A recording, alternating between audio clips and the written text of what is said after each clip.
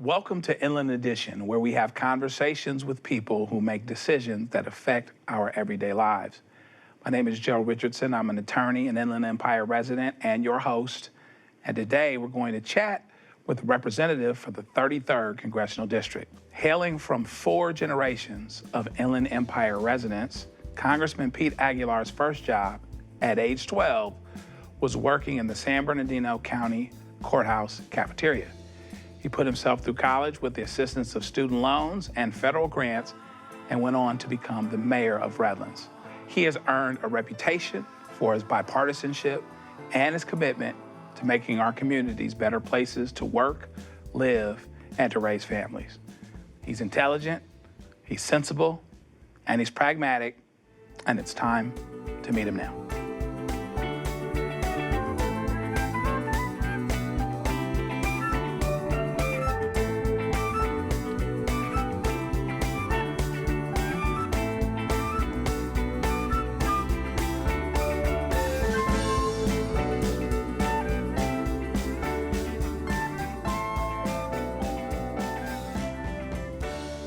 Happy to welcome my congressman to Inland Edition, Pete Aguilar. How are you, sir? I'm good, Joe. Thanks for having me here. Yeah, it's good to be here and to see your staff and all of our folks that we like so much. Let's start here. Was there ever a moment for you where you knew, I mean, you're an area guy, you grew up in the Inland Empire, the whole thing, been here all your life. Was there an aha moment that says, this gets me on my path to public service, or was it just a succession of moments? You know, how do we get here? I think it could be a little bit of both. I mean, I probably saw it as more a succession and a kind of evolution from local government and community service to this job. But my mom would have a different story. And she reminded me when I was running the first time, her kind of aha moment for me. And so I've just been thinking about that, recently, but it was 1989 when the Exxon Valdez spill happened. And I was a kid here living in San Bernardino on 27th and Waterman, and I was frustrated. And again, Joe, we're the same, generation. This is back when there was only like 7, TV channels. But on every TV channel in the evening news was all of this, destruction and the oil slicked animals and the cleanup efforts. And all because, this company put profits ahead of safety. And so I was frustrated. And so I wrote a letter to the CEO telling him to take responsibility for the mess and to clean up. And so I thought I was pretty proud of myself. I was, kind of did it on my own. And then my uncle told me, he said, well, why don't you start a petition? And I said, well, what's that? What's a petition? I'm 9 years old. And he says, well, you get other people to sign a piece of paper, and it means that they support what you're doing.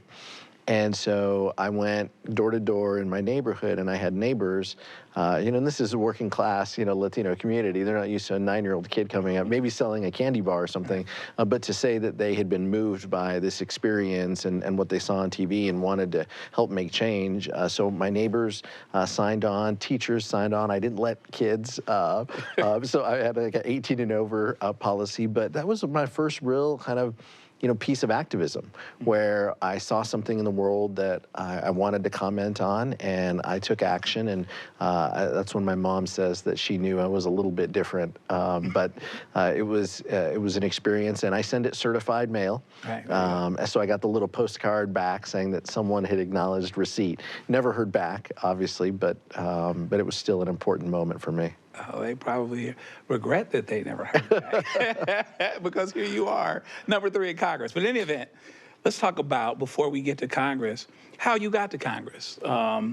Professionally, you've done some things in politics for a long time. You've been able to connect how you make a living to politics and the political process. Talk about that process to give folks a little bit of sense of maybe kind of, they don't quite know, like, hey, here's some things that I did in the community before we. Yeah, maybe like my Marvel origin story. Right. Here. Yeah, no.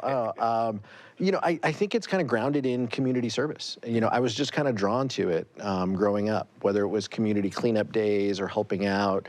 And then going to the University of Redlands, they put an emphasis on community service learning as you and I know, and they made it part of the curriculum. Every student had to do some community service. And so mine was working at Habitat for Humanity. So I was the campus chapter president at the university. My job was to get, professors and administrators and students on job sites and to help build homes here in the region. And it was a San Bernardino area affiliate, so I got to know a lot about, Habitat. I got to know more about construction, which my uncles taught me a little bit of. I'm still not as handy as I should be. Me neither. But it was an amazing experience to kind of bring people together, and that led me to serving on the board of directors for Habitat for Humanity, both when I was in school as well as after I left. Became kind of volunteer of the year as a board president for them, and then that just kind of really started me down a discussion about affordable housing, about giving people a pathway and a hand up, not a handout. That's a Habitat term. And how we help people in the region, but also how important affordable housing is. And for many people in our communities, that is their pathway to the middle class. And that's what the Inland Empire had traditionally held, which is a lot of people came from other places, but they became homeowners and they built equity. And then maybe they bought their second house. And that's the path to the middle class here. And so that was really, it was just kind of grounded in community service. I kind of stayed with housing, was on the Housing Commission at the City of Redlands while I worked for a local financial institution, worked for the Governor of California, Gray Davis, as well, right out of college after interning for him. And then the credit union for 8 years. And then that's really where I began my city service, working on the city council for 4 years and then mayor is 4 years before I ran and won for this job. Want to get your 101. Not all of us had the benefit, this current generation had the benefit of watching some of the things that we did when we were little. We used to watch something called Schoolhouse Rock, and I joke about how I used to show it to my daughter, wasn't sure it was connecting. And then when we came to visit you with her 8th grade class, she walks up the stairs, she looks around and she says, "Oh, this is I'm Just a Bill, I get it now." So give us a 101 for those that don't get to watch those things. For everybody knows the word congressman. Everybody, there's Congressman Aguilar, there's the congressperson or whatever else. What does it mean to be in Congress for those that don't know? Yeah, what it means to be in Congress is our responsibility and our mandate is to help protect the country and to pass legislation that will strengthen our communities and our country.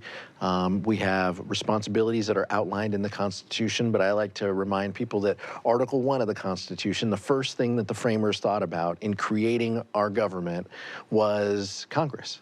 It wasn't the executive and it wasn't the judiciary, although we have respect for each branch, obviously.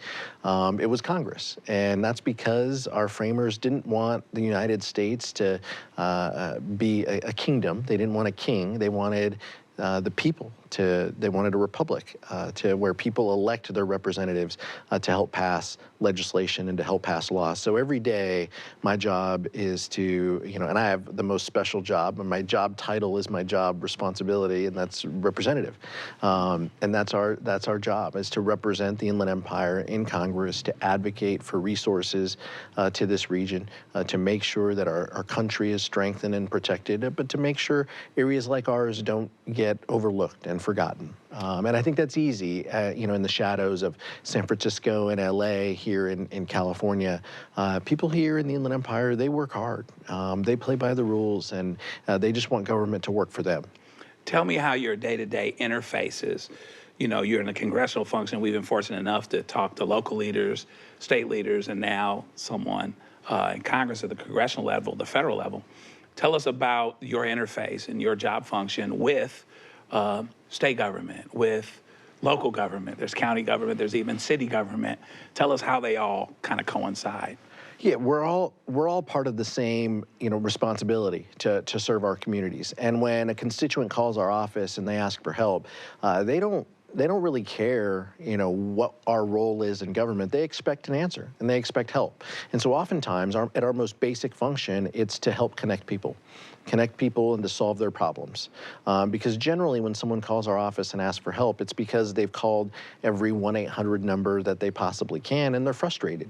And so our job, from a very basic perspective is to help, provide resources to people, here in this region as well. But I think from the function of what we do, passing laws and legislation, it's about building coalitions. It's about working together to solve problems, and whether it's fighting for our veterans or fighting for affordable housing, if something is happening in the House of Representatives in that area, in that topic, I want to make sure that we're advocating for priorities for the Inland Empire within that.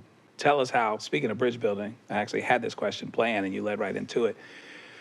Tell us how, being in leadership, you are high up in leadership on the Democratic side. But I think one of the things that's really important is that there's this bridge building function. And you've always been known as a bridge builder, even from the time before you even started doing local government, et cetera. Someone that is listening to both sides of the aisle, someone that wants to solve problems without picking sides. Tell us how that really is brought to bear in your leadership position, because ultimately you might not know it by looking at some other television shows where, the sides are going like this, but the bridge building function is just as important as it's always been. And the leadership, part of what qualifies you for leadership is the ability to take advantage of those opportunities. Talk about that. Yeah, so I think that's an important piece of this. My responsibility as chair of the House Democratic Caucus is to advocate for the House Democrats and to be a spokesperson for them and to advocate our mission, our mandate, our responsibility, our desire to work across the aisle where we can, to lower the cost of prescription drugs, to make sure that we're, ensuring economic opportunity and growing the middle class. Those are things that we stand for. That's just who we are. But in order to pass legislation, in order to have our objectives met, we have to work together. And I'm blessed to be in this position and to work with 212 other individuals in the House Democratic Caucus who see the world that way and want to help. We want to govern. We want to make things work. We don't want to break government. We don't want dysfunction. We want to work together. And I think you saw that last year when we passed flagship pieces of legislation, the American Rescue Plan, the bipartisan, CHIPS and Science Act, the bipartisan infrastructure bill, gun safety legislation, the most impactful piece of gun safety legislation in 30 years, all done in a bipartisan basis. And that's what we can do when we work together. So like you said, if you just tune in normal, television, cable news, oftentimes it's dominated by the loudest voices. But I can tell you, behind the scenes, there's a lot of discussions happening with our colleagues in elevators, in hallways, and generally when you take the cameras out of the way, people can have conversations and work together, and we can find more common ground. And so my responsibility is to help, find that common ground and to have conversations. And I text my Republican colleagues, we talk, we communicate. I can't tell you that I trust or text all of them, but there's a handful who I do trust on issues, and I want to work with them, and I want to see if we can help. And so that's what we try to do. One of the things that I think we had talked about this years ago when you first came in, and you said that one of your goals was to really be good at constituent services. Yeah. So talk to us about what constituent services is. Some people don't know until they have a certain problem that perhaps their congressional office can help them with this, or maybe not even a problem, but just a function, whether they're trying to deal with getting their passport or whatever it may be. So talk about constituent services and what kind of services people get from their local congressional office. Yeah, a variety of services, and they can go to our website at aguilar.house.gov to see. They can give our office a call. But like you said, passport services right now in a post-COVID world, people want to travel. And some of the delays that we're having in those offices, people are frustrated and they're reaching out and they're asking us for help. Veterans who are trying to navigate the system, whether it's trying to navigate the PACT Act, where we provide incredible benefits over the last last couple of years, again in a bipartisan way, and they're trying to unlock those benefits and to see what they're eligible for, or a medical appointment at Loma Linda that they are getting the turnaround for. We're helping veterans access disability claims and make sure that that the VA is honoring the commitment that we've made to our veterans. That's a good-sized portion of what we do, is advocating for our veterans. Medicare, Social Security, those are government programs. Those are federal programs where we have a responsibility, and we try to help people navigate those issues too. And again, like I said, people also call our office about local issues, and we have to try to connect them to the local cities or to the county and to help solve their problems. But we run the spectrum of people who, and nonprofits who come to our office and ask for help. They want to know what federal resources they can draw down as well, what grants they can apply for. That's a big portion of what we do in the office too, is advocate for local cities and agencies as they seek federal grant dollars. And that's not lost on us, the importance of those resources. Connected to that, resources, once again, man, we're just singing here, man. This is dancing, man. This is great. I'm here for you, Joe. Okay, well, listen, talk to me about the Inland Empire. It's a special place, not only in the state of California, geographic diversity, people diversity, but its place in the country, and how, we often feel a little under-resourced, shall we say, and how you advocate for the Inland Empire, so that we don't get lost in the shuffle behind LA, behind San Francisco, San Diego. Yeah, and I think that's incredibly important. And, we serve at such a fundamental geographic point between the ports of Long Beach and Los Angeles and the rest of the country. The significant, cargo containers that come through our region, that find their way to the Inland Empire through warehouse and logistics, through the railroad system. Traditionally, a lot of railroad activity and those jobs, they created jobs here in the Inland Empire as well. My grandfather worked for the railroad, and many middle-class families are tied to the railroads themselves. And so that's always been kind of the core of this region. What we need to make sure is that we need to unlock that opportunity, and we need to find the right balance between that economic growth and opportunity with the jobs that are created. And I think that's just fundamental to who we are. And the federal formulas don't always reflect that. And when I was working for Gray Davis in 2001, I was talking about the Inland Empire being 1.1 million people and growing. It's 2.4 now and growing. And so most of the calculations we have and most of the funding we derive is based on old calculations. Mm-hmm. And so making sure that the federal government recognizes high growth areas like us, whether that's our streets and roads, whether that's mitigating air quality issues, those are the things that are important, and those are the things that our community wants to see. We just want to make sure that we don't get lost in the shuffle, and that we need to create good paying jobs here in the region so people don't have to commute to Orange County and LA as well for employment. Tell me about, if there is some such a thing, a normal week in the life of Congressman Aguilar. You are a commuter for sure. You're at the other end of the country. Tell us how that goes. Give us some insight as to kind of what happens with you, during a time you're in session versus out of session and that kind of thing. Yeah, I try to come home every weekend. And this is home, the Inland Empire is home. It's where my family grew up. It's where I'm raising my kids. And so that's important to me. So a typical week, like one coming up, is, what we would call a Tuesday to Friday, Washington, D.C. week. So I'll be on an early morning flight out of Ontario. I'll connect somewhere, either in Denver or Phoenix or Dallas. I'll get into Washington, D.C. I'll have votes that evening, Tuesday evening, vote all day, Wednesday and Thursday, meet with people who are visiting the district, try to shape policy and legislation in the committee that I'm in. And then Friday, we would vote, and then we would be on planes in that afternoon. And then the weekend is reserved to a balance between family and being in the district. Being public and helping people, taking meetings, showing up at events. Those are things that we do. And then generally, back on the plane on Monday or Tuesday the next week. So every week has a kind of rhythm and flow. We're coming up to the end of the fiscal year. The government hasn't been funded past September 30th, so that is top of mind for all of us. So I would imagine, especially in the leadership role, I'm going to be called into some meetings. We're going to be having some family discussions and huddles among House Democrats to see what our path is and to make sure that we're advocating to fund government. So those are the things that we have kind of coming up. And so every week, every month is a different shape. But this month particularly, September and October and November and December, all shaping up to be very busy, very difficult.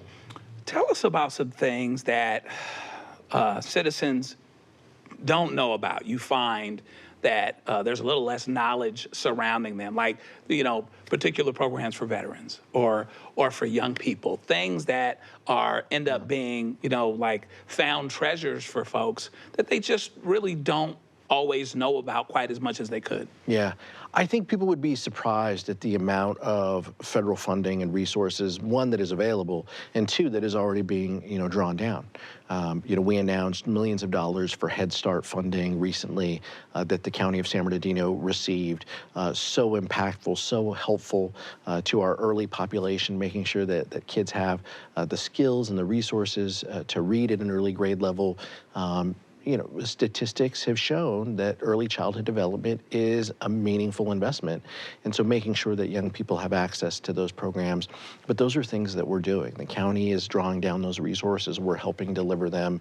I think, when you ask me that, I think about those types of examples that we are receiving, some resources and that people may not know it. Look, Inland Empire families are busy. They're taking their kids to school, they're going to work, they're going to church, they're living in one city, they're commuting to another county, and they might go to church in a third city. That's just who we are, and that's amazing. And all of these things are happening in the background to make sure that they have access and opportunity to resources. But I would encourage folks to also look at federal grants and programs and reach out to our offices if they're working with a nonprofit and they want to see some change, or they think that they have an idea or a program that can work. There's a lot of other, federal funding that is available, and we don't oftentimes raise our hands for some of those dollars. And so connecting some of those nonprofits and community leaders to the resources that are available is something that our office takes seriously and that we work on proactively. Talk a little bit about the environment. I was watching the news the other day and I saw folks struggling to get back from Vegas, because of what was happening out there. A couple weeks ago, we're dealing with a tropical storm.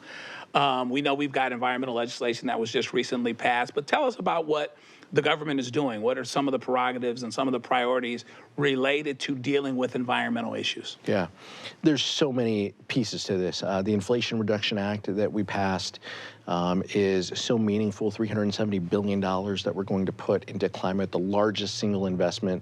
But as you mentioned, the hurricanes, the fires, the floods, these are not things that just come around, once every 10 years anymore. In areas like ours, we're going to have wildfire threats year-round. There is not a wildfire season anymore. It traditionally used to be, September, October, November, when the Santa Ana winds, are blowing. That's not the case. Thankfully, we've had a wet year, but fire season could happen in February and in April. And so making sure that we have the resources and the coordination to address climate change is so fundamentally important. And for our region, that's going to mean drawing down resources for wildfire prevention. So those are the things that are going to become more common. And we need to make sure that we're planning, that we're putting resilient money, and that we're putting up every barrier we can to address the climate crisis, because this absolutely is a crisis that we need to address. Let us know how you would encourage someone, not only the young Pete Aguilar out there, the kid that's growing up at 27th and Waterman, who's, some issue moved them and they're thinking about, oh gosh, how do I get involved? Or I just saw Pete Aguilar on Inland Edition, but also the parent or the adult who's just doing life day to day and struggling with that, right? And that's where their priorities are, when in fact, that, at best would hopefully make them more likely to see the importance of, civic engagement, and those types of things. encourage those folks that are a little out of the loop, but they're still so directly affected by what you do on a day-to-day basis? Yeah, I mean, everybody, I like to tell kids when they come and visit the office or when I come to classrooms, here in the Inland Empire, we all have a responsibility to help and to make our community a better place. Whether that's community cleanup days or whether that's being active in a board or, serve as an advisory board member to something or to just help in your community, help your neighbors, help your friends. Those are the things that are deeply meaningful. We understand that there's a lot of noise out there, and especially when it comes to how people receive their news, people tend to kind of gravitate to the platforms that they like and that they believe in. And so we want to make sure that people are receiving the information that they need, and that information that is accurate and fair. Because, like you said, Inland Empire families are busy, and sorting through the noise of a local school board meeting doesn't always sound fun. And so we need to make sure that we also hold our elected officials accountable, that we're open and honest and transparent with what we do, the decisions we make. That's the type of elected official I want to be, and that's what we would expect out of our representatives. And so, but just staying connected to your community and making sure that you engage and that you teach your family to engage. That's something that's just so fundamentally important to who we are. Congressman Pete Aguilar, thank you so much again for being here with us on Inland Edition. I really appreciate it. Thanks for having me, Joe. And we thank you for following us and watching us. And you can catch us on YouTube. You can catch Inland Edition on YouTube. And let your friends know, let everybody know. Let's keep walking down the road and building bridges, one conversation at a time. Until then, thanks for coming. See you.